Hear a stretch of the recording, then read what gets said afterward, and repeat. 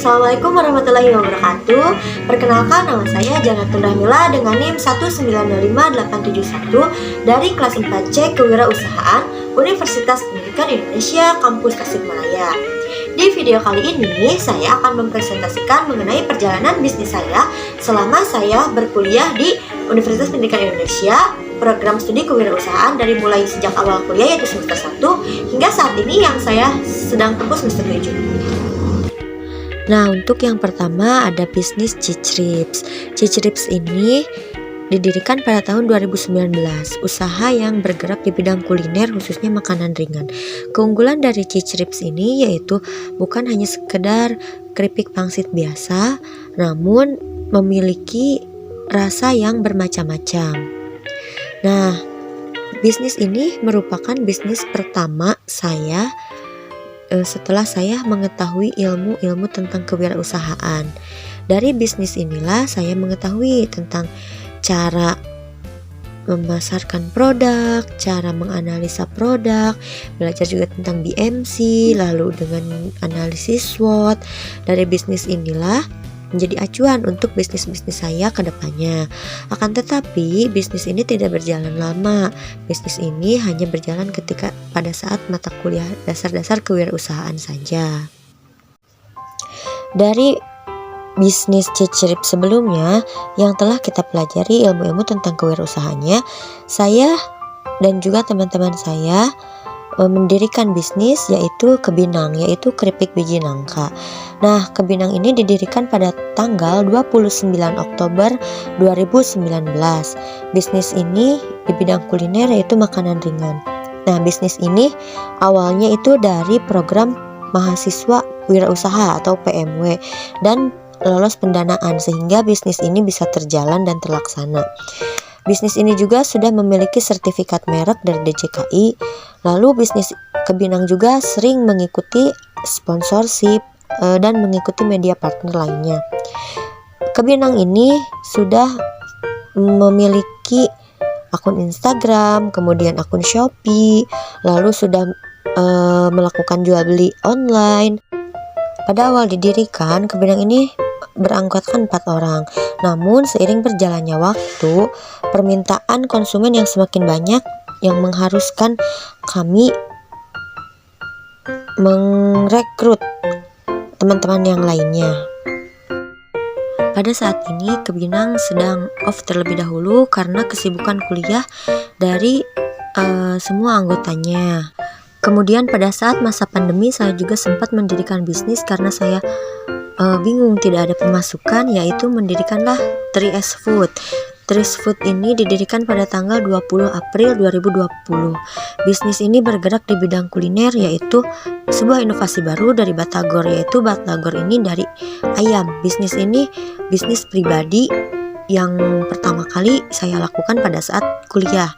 Produk ini didirikan saat masa pandemi dan sistem penjualannya open pre-order. Bisnis ini tidak bertahan lama dan saat ini bisnis ini sudah tidak berjalan lagi. Nah, pada saat pandemi juga saya sempat mendirikan yaitu Susumi.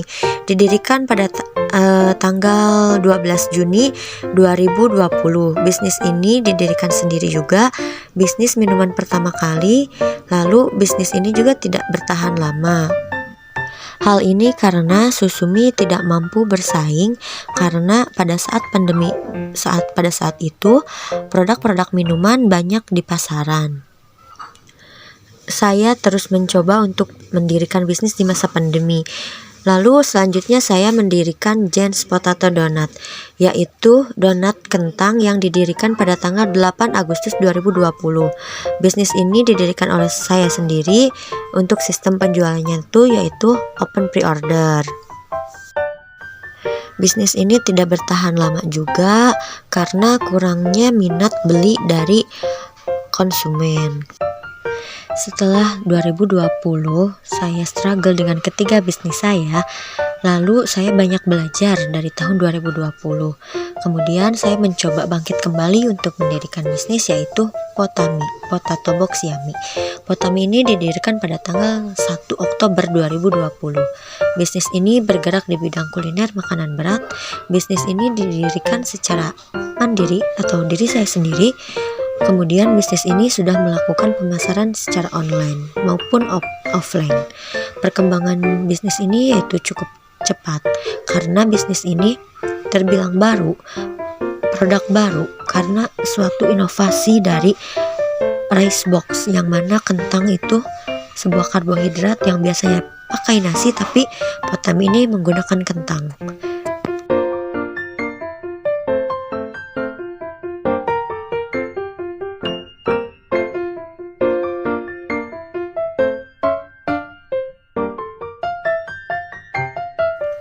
Pada awalnya Potami hanya beroperasikan di rumah saja dengan bermodalkan memasang banner di depan rumah supaya orang-orang mengetahui. Lalu pada tanggal 10 November 2021, Potami memberanikan diri untuk menyewa tempat supaya lebih dikenal oleh banyak orang. Nah, seiring perjalanan waktu juga, pada tanggal 17 Desember 2021, Potami mampu membeli booth kontainer supaya lebih menarik dan orang-orang lebih tertarik untuk membeli Potami ini. Lalu Potami juga memasarkannya lewat Shopee Food, GoFood, dan juga GrabFood. Namun sejak bulan Mei 2022, Potami memutuskan untuk off terlebih dahulu. Hal ini karena saya harus fokus terhadap kuliah saya terlebih dahulu, dan nantinya Potami ini akan berlanjut untuk dikembangkan kembali.